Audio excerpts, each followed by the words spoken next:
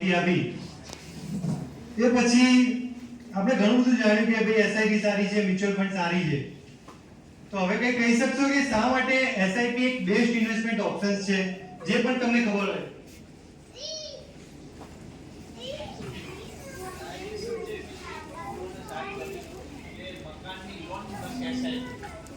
બંને સાથે રાખીએ તો ઘણો સારો ફાયદો થાય છે.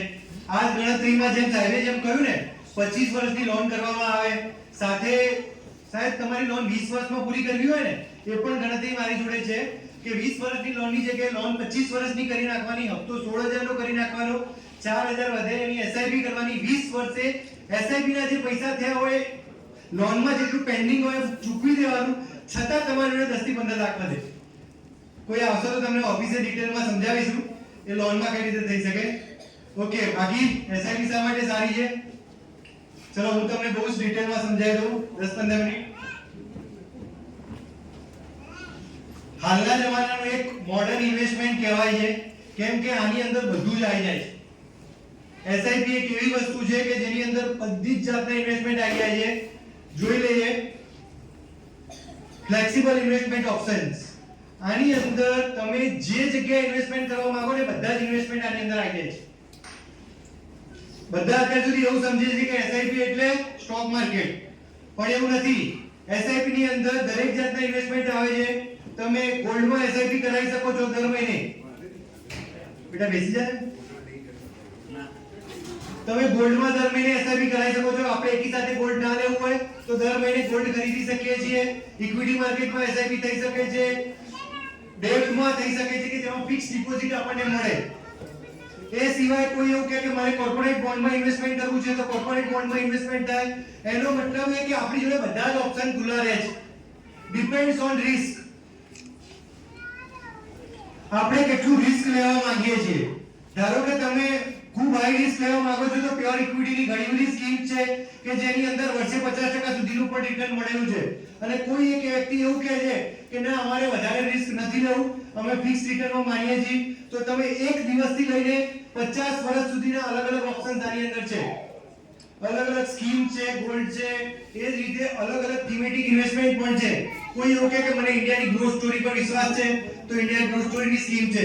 કોઈ એવું કહે કે મને ફાર્મા સેક્ટરમાં વિશ્વાસ છે તો તમે ફાર્માની સ્કીમ લઈ શકો છો.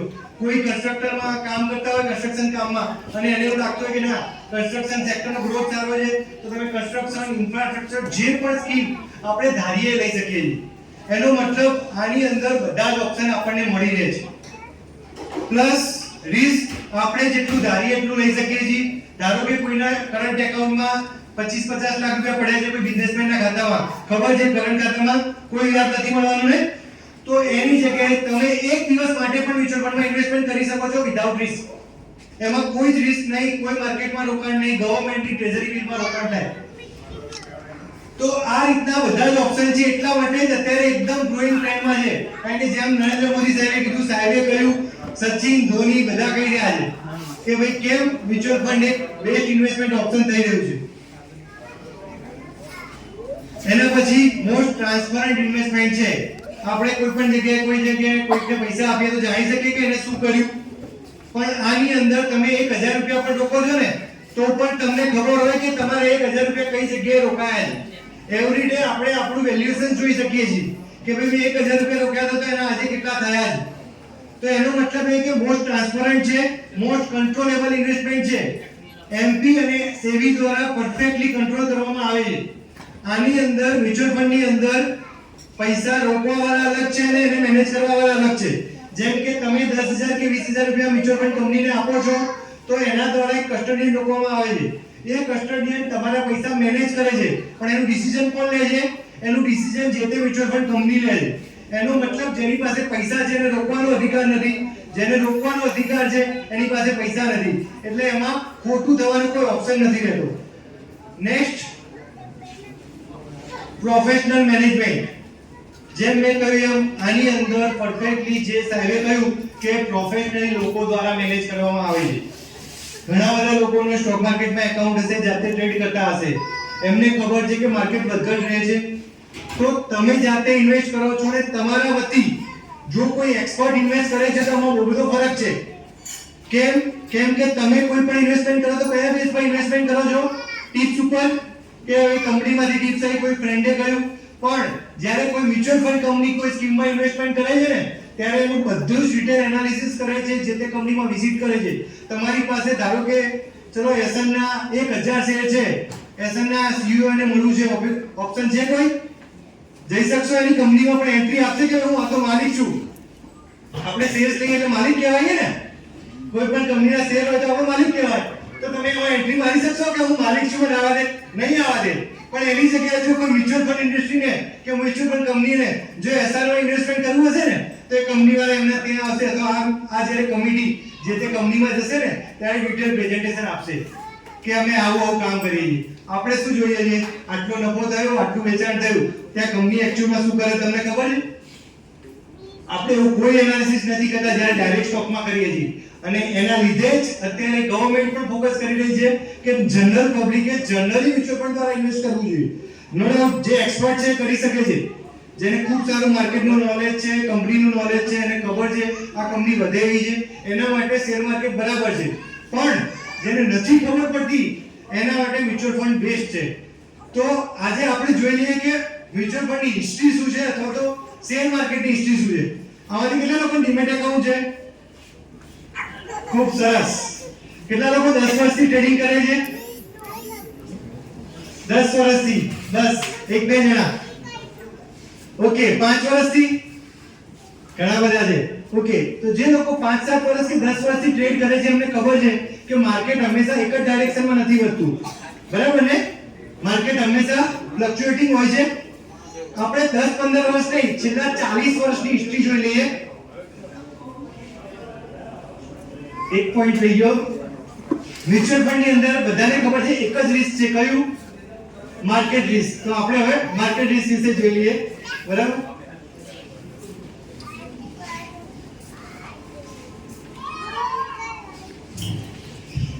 અહીંયા છેલ્લા 40 વર્ષની માર્કેટની હિસ્ટ્રી આપવામાં આવેલ છે. તો છેલ્લા 40 વર્ષ, આમાં 10 વર્ષ ઓછા છે, પણ માર્કેટની શરૂઆત ક્યારે થઈ હતી? 1990 અહીંયા આપેલું છે. પણ માર્કેટની, આપણા સ્ટોક માર્કેટની શરૂઆત 1979 માં એક્ઝેક્ટ થયેલી છે. ત્યારે સેન્સેક્સ, બધા ટ્રેડ કરે છે ને સારી રીતે ખબર છે, ત્યારે સેન્સેક્સની શરૂઆત 100 રૂપિયાથી થઈ હતી. આજે સેન્સેક્સ કેટલો છે? 81,000. એનો મતલબ એ થયો કે ત્યારે જેને 100 રૂપિયા રોક્યા હોય ને એના અત્યારે 81,000 થયા છે. 800 ગણો વધારો. કેટલા વર્ષમાં? છેલ્લા 45 વર્ષમાં. 45 વર્ષમાં 800 ગણો વધારો થયો છે. તો આ ડાયરેક્ટ નથી થયો. આ એવું માર્કેટ છે કે જે વધે છે, ઘટે છે, પાછું વધે છે, ઘટે છે. થોડા અપ એન્ડ ડાઉન જોઈ લઈએ. સૌથી પહેલો મોટો ડાઉન હર્ષદ મહેતા વખતે આવ્યો હતો. આપણે બધાએ મૂવી જોયું છે ને, સ્કેમ, બરાબર? સ્કેમ ની અંદર આપણે જોયું હતું કે હર્ષદ મહેતાએ માર્કેટમાં જોરદાર તેજી આપી હતી 1990 થી લઈને 93-94 સુધી. અને 93 માં એકી સાથે માર્કેટ 60% ડાઉન. એને ઓવરઓલ માર્કેટ એટલું બધું વધાર્યું હતું એટલા માટે. એ જ પછી 93 પછી ક્યારે? 2000 ની અંદર 2000 ની અંદર ટેક બબલ એટલે કે ટેકનોલોજી શેર્સમાં અહીંયા બધું આપેલું છે, બરાબર? ટેકનોલોજી શેર્સમાં બબલ જોવાના લીધે માર્કેટ પાછું ફરીથી 50% ડાઉન. એટલે કે જે પણ ઇન્વેસ્ટમેન્ટ કર્યું હોય એના 50% ઓછું. ઘણા બધા લોકો એવું વિચારે કે સારું માર્કેટમાં પડીએ છીએ ને 50% ડાઉન સહન કરવાની તાકાત નથી હોતી. બીજા જ વર્ષમાં માર્કેટ 100% પ્લસ. એના પછીના વર્ષે ફરીથી 100% પ્લસ. 2000 થી લઈ અને 2008 સુધી માર્કેટ 3000 થી લઈ અને ડાયરેક્ટ 21000 દર વર્ષે ડબલ. છે કોઈ આવો ઓપ્શન કે દર વર્ષે ડબલ થતા હોય? એ માર્કેટમાં થાય. અને એમાં કંગાલ પણ એવા જ થાય. 2008 માં એકી સાથે 63% ડાઉન. જેટલા બનાવ્યા છે ને બધા જ 63% ડાઉન થઈ ગયા. આ તો માર્કેટની વાત છે. Shares 90% down. જેને પણ શેર્સ ઇન્વેસ્ટ કર્યા હતા ને જે 2008 માં ધોવાયો છે ને હજુ સુધી માર્કેટને યાદ નહીં કરતો. ખબર છે કે જે રોક્યા હતા ને એમાં કશું નહીં વધ્યું. પણ એ જ માર્કેટ જેને ઇન્વેસ્ટમેન્ટ કર્યું હતું, જેને મ્યુચ્યુઅલ ફંડ દ્વારા કર્યું હોય કે ડાયરેક્ટ કર્યું હોય, એ જ માર્કેટ 2008 થી લઈને 2020 સુધી સતત વધ્યું. 8,000 વાળું માર્કેટ 2020 માં 42,000 કોરોના પહેલા હતું. એનો મતલબ થયો કે 5 ગણા પૈસા તમને 10 જ વર્ષમાં બન્યા છે. 8 થી લઈને 18 12 વર્ષમાં. એ પછી કોરોના આવ્યો, 30 થી 35% ડાઉન. ફરીથી પાછું કોરોના ગયા પછી ડબલ સ્પીડે અપ. 25,000 વાળું માર્કેટ 5 જ વર્ષમાં 80,000. 3 ગણું 5 વર્ષમાં. તો આ એવું છે માર્કેટ કે જે આપણને ખૂબ સારું રિટર્ન આપે છે, પણ આપણી જોડે સમય હોવો જોઈએ. કોઈ વખત એવું બને છે કે માર્કેટ ડાઉન થયું પછી વધ્યું જ નહીં, કદી ના થાય. એવું ક્યારે થાય? તમારા સેલ્સમાં થાય. સેલ્સમાં ત્યારે થાય કે કંપની ઉઠી જાય, આપણે ધ્યાન વગરની કંપની લીધી હોય અને ડાઉન થાય. કોઈની જોડે યસ બેંક છે? આજથી 2-3 વર્ષ કે 5 વર્ષ પહેલા સાહેબ લીધું હોય, 700 રૂપિયાનો રેટ હતો યસ બેંકનો, બરાબર? 700 રૂપિયા વાળો છે, 7 વર્ષ થયા, હજુ 20 રૂપિયાથી આગળ નથી ગયો. ક્યારે વધશે? છોકરાના છોકરા આવશે ને તોય કઈ કામનું નહીં. એટલે એવું શેમાં થાય? સ્ટોક્સમાં થાય. જ્યારે માર્કેટ આખું જોઈએ અથવા મ્યુચ્યુઅલ ફંડ જોઈએ તો એવું ના થાય. કારણ કે એમાં શું છે, એ લોકો 700 વાળા સેલ્સમાં 500 માં નીકળી જાય છે અને આપણે શું કરીએ? મંદીમાં ઉભા રહીએ છીએ, તેજીમાં નીકળી જઈએ છીએ. બધાની મેન્ટાલિટી સેમ છે. જે પણ લોકો સ્ટોકમાં ટ્રેડિંગ કર્યા છે, અનુભવથી વિચારી જુઓ, જ્યારે પણ આપણે સ્ટોકમાં ટ્રેડિંગ કરીએ છીએ ને, લોસમાં આપણે આખી જિંદગી ઉભા રહીશું, પણ પ્રોફિટમાં 10, 20, 50% થી વધારે પ્રોફિટ લેવા ઉભા જ નહીં રહેતા. આપણને બહુ વધારે પ્રોફિટ માફક આવતો જ નથી, બરાબર ને? તો એના કરતા કોઈ ટેન્શન લીધા વિના મ્યુચ્યુઅલ ફંડ અથવા એસઆઈપી એક બેસ્ટ ઇન્વેસ્ટમેન્ટ ઓપ્શન છે. જો ખરાબ ઓપ્શન હોય ને તો 40 વર્ષથી તો ચાલો જ નહીં. 85 થી શરૂઆત થયેલી છે. 85 માં એસબીઆઈ એકાદ મ્યુચ્યુઅલ ફંડ હતી. 95 થી એનો ગ્રોથ પકડ્યો. ઘણી બધી મ્યુચ્યુઅલ ફંડ કંપની પ્રાઇવેટ સેક્ટરમાં આવી. Reliance, SBI, LIC, Kotak, ICICI, બધી જ કંપનીઓ, એચડીએફસી, બધી કંપનીઓ 95 ની ખૂબ સારી સ્કીમો એમની લોન્ચ થઈ છે અને એ સ્કીમોના અત્યારે રિટર્ન જોઈએ ને તો 200-300 ગણા થઈ ગયા છે. જેણે 95 માં એસઆઈપી શરૂઆત કરી કે લમસમ નાખ્યા છે. તો આ એવી વસ્તુ છે કે જે લાંબા સમય માટેનું ઇન્વેસ્ટમેન્ટ છે અને સૌથી સારું રિટર્ન આપે. તો આ બધી થઈ આપણે ભૂતકાળની વાત. હવે તમે કહો સર ભૂતકાળમાં થયું અફસોસ છે, એના કશું થઈ શકવાનું નહીં. કારણ કે ઘણા બધા લોકો વર્ષોથી જોઈ રહ્યા છે પણ ઇન્વેસ્ટમેન્ટ કર્યું નથી. તો એ અફસોસ છે. કારણ કે છેલ્લા 10 વર્ષથી માર્કેટ 20% લેખે રિટર્ન આપી રહ્યું છે. જેટલા પણ મારા ક્લાયન્ટ છે છેલ્લા 8-10 વર્ષથી જેની પણ મારા જોડે એસઆઈપી ચાલુ છે, એ બધાનું ઓન એન એવરેજ રિટર્ન 18 થી 20% છે કે જેને ઇક્વિટી પ્યોર ઇક્વિટી માર્કેટ લીધું છે. પણ એ અફસોસ આગળ કામ નથી આવવાનો. પણ આગળ જતા અફસોસ ના થાય એના માટે શું આ લાગે છે માર્કેટ વધે? આટલું વધ્યું છે, આટલું સરસ રિટર્ન ઓલ ઓવર વર્લ્ડમાં ઇન્ડિયાનું રિટર્ન સૌથી સારું છે છેલ્લા વર્ષોમાં ગણીએ તો 10-15 વર્ષમાં.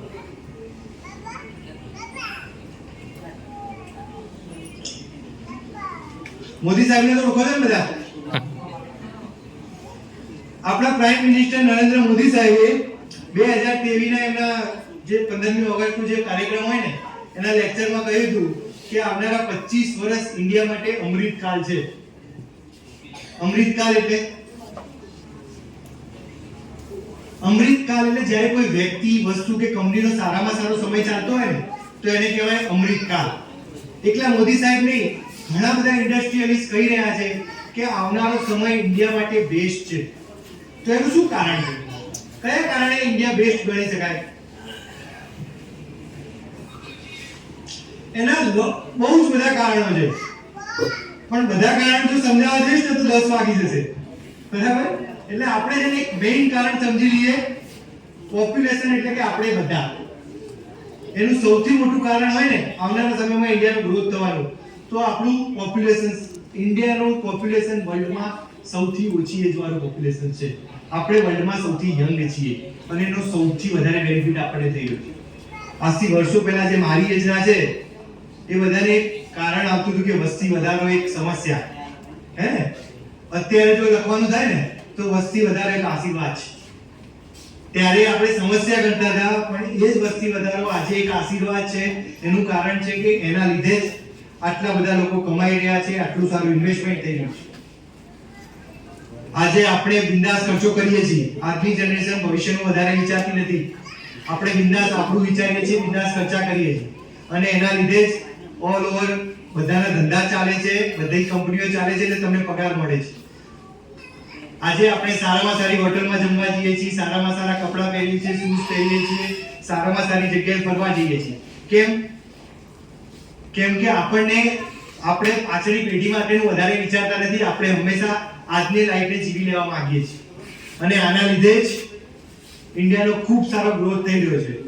જો ઝોમેટોની વાત કરીએ તો ઝોમેટો ખબર છે ને, ફૂડ ડિલિવરી કંપની છે. આજથી 5 વર્ષ પહેલા એનો આઈપીઓ આવ્યો હતો. 2021 માં આઈપીઓ આવ્યો તો એ સ્મોલ કેપ કંપની આજે લાર્જ કેપ કંપની થઈ ગઈ 2.5 લાખ કરોડની. ટાટા મોટર્સ છેલ્લા 50 વર્ષથી ઇન્ડિયામાં છે અને 2.5 લાખ કરોડની કંપની છે, જ્યારે છેલ્લા 5 વર્ષમાં ઝોમેટો 2.5 લાખ કરોડની થઈ ગઈ. એનો મતલબ કે ઇન્ડિયામાં ખૂબ સારો ગ્રોથ રહેલો છે. આ બાબત આપણે સમજીએ કે ના સમજીએ, પણ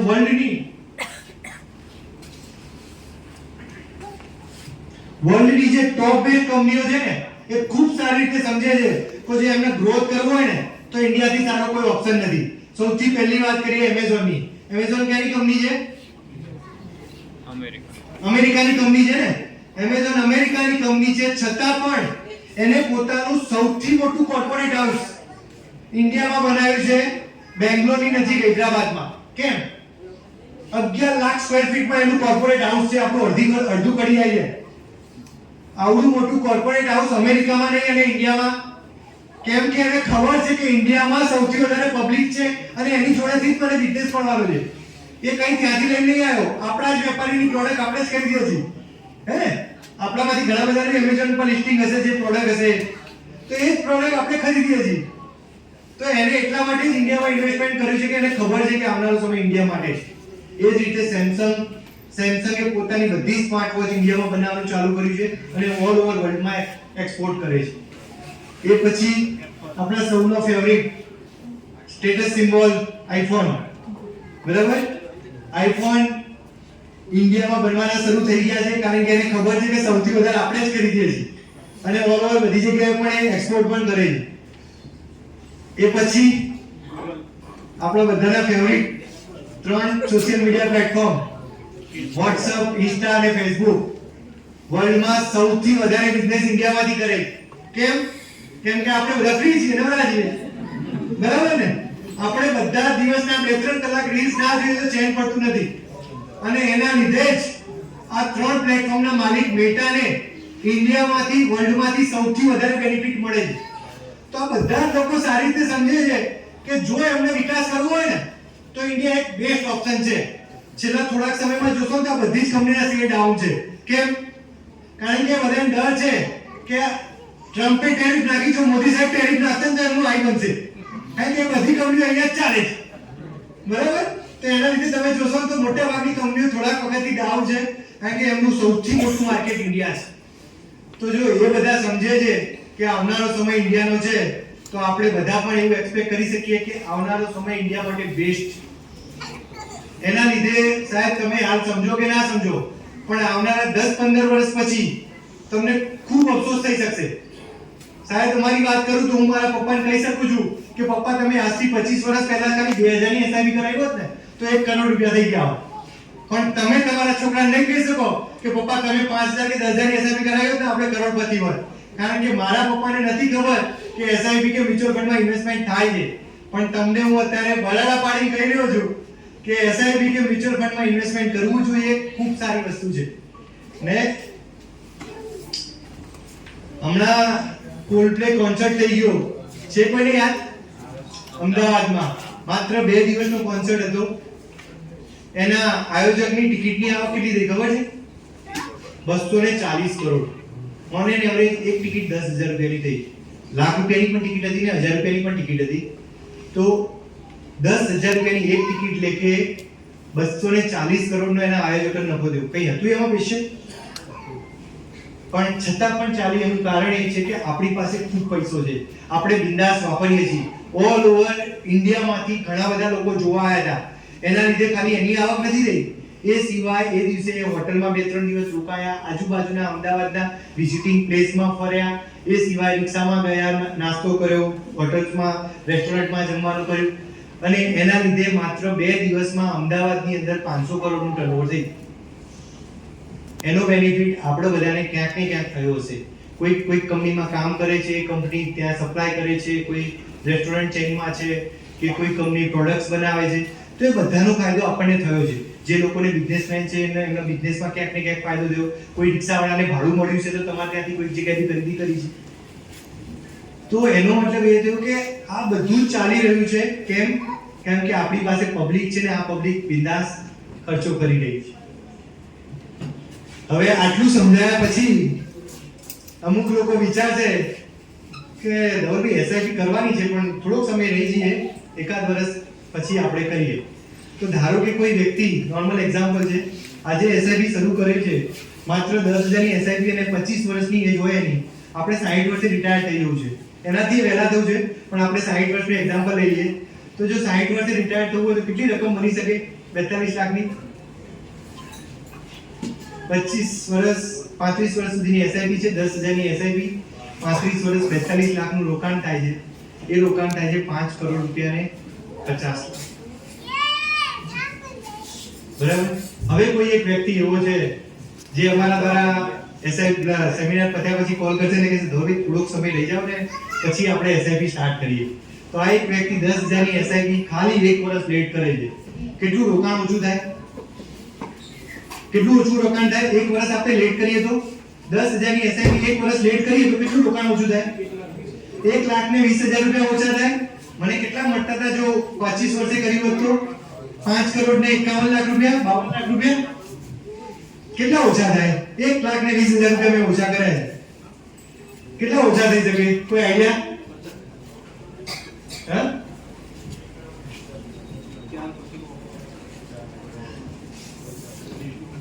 ખાલી હજુ આવશે 5 વર્ષ નહીં કે 1 વર્ષ, 5 વર્ષમાં આવશે.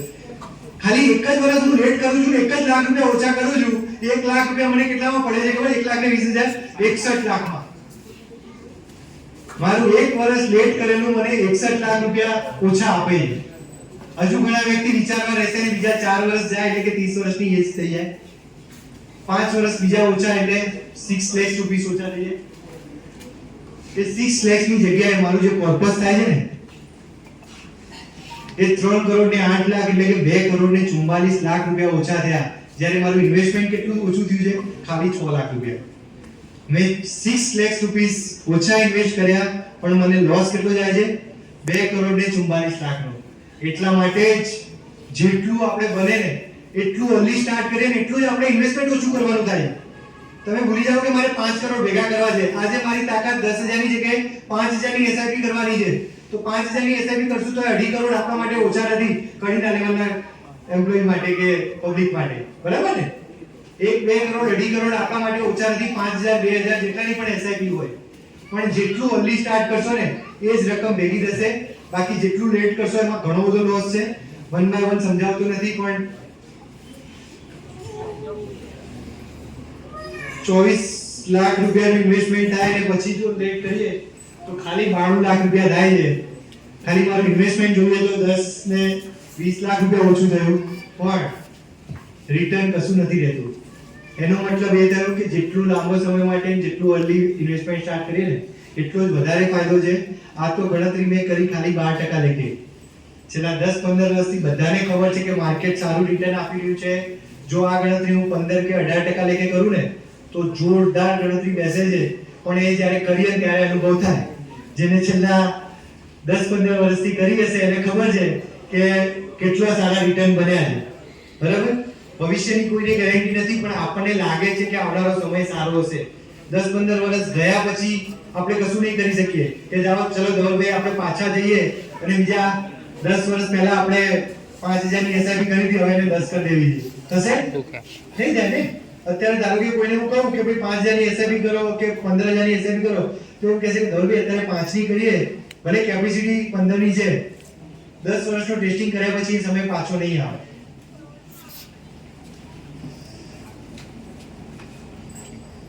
તો અત્યાર સુધી એસઆઈપી ના ફાયદા મેં તમને કહ્યા, શું કરાય શું નહીં, શા માટે સારું છે. હવે છેલ્લે મારા માટે વાત કરી લઈશ. આવનારી ધનતેરસ અમે એક SIP ડે તરીકે ઉજવવા જઈ રહ્યા છીએ. અમારું પ્લાનિંગ છે કે આવનારી ધનતેરસ સુધી 500 SIP કરવી છે.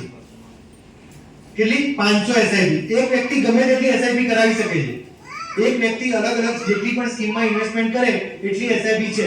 જનરલી અમારા ત્યાં કોઈ પણ ઇન્વેસ્ટમેન્ટ શરૂ કરે તો અમે એમના 2 3 5 અલગ અલગ ભાગ પાડીએ છીએ. એટલે મિનિમમ તમે 2 થી 3 SIP કરાવી શકો છો. ફીડબેક ફોર્મ આપી દે બધા.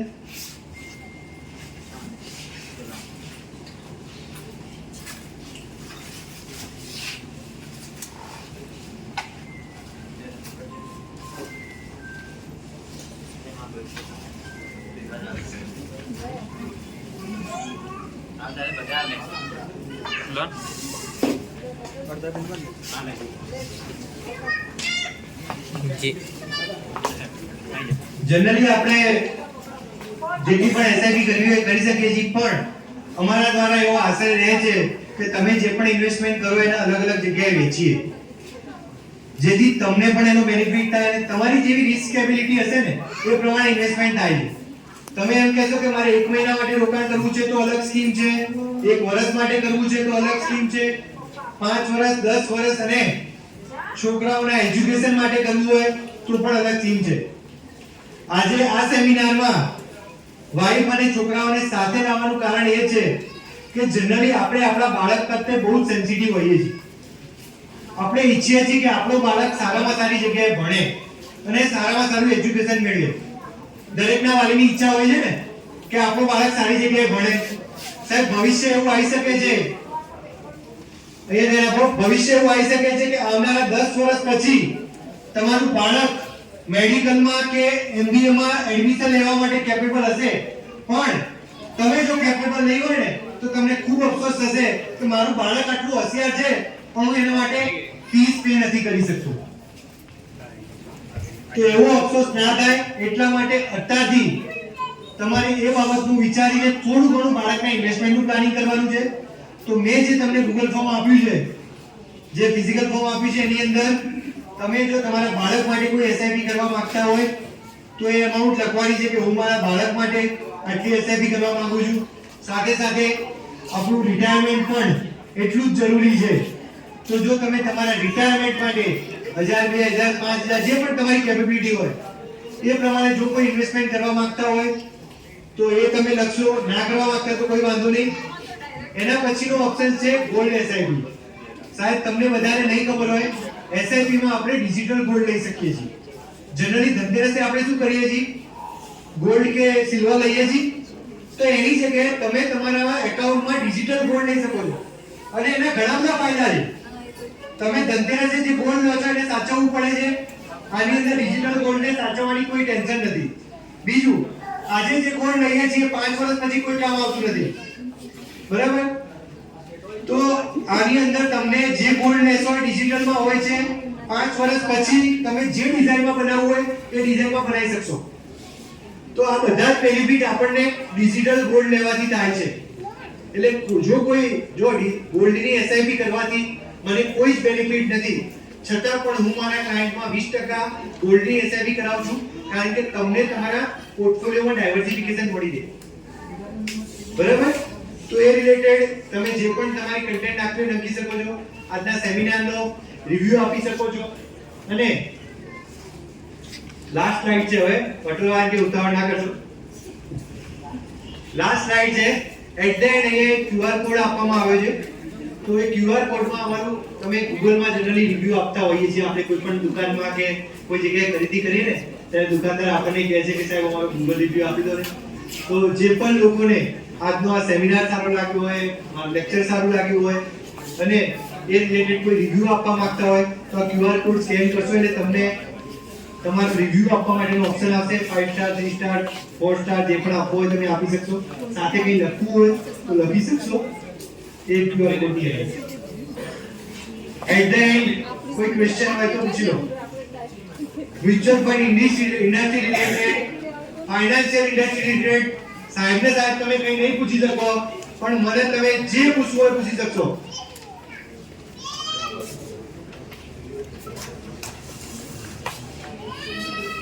કોઈ ક્વેરી?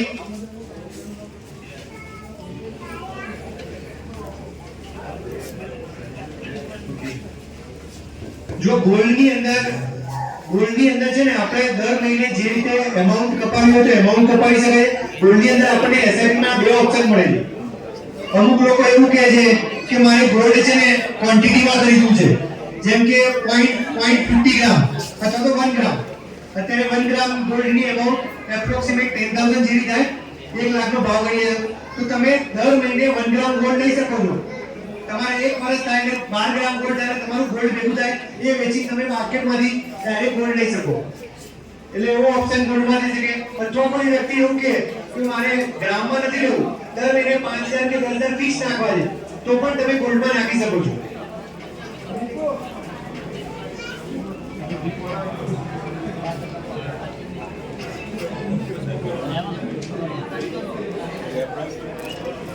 કોઈને હજુ બીજી કોઈ ક્વેરી હોય તો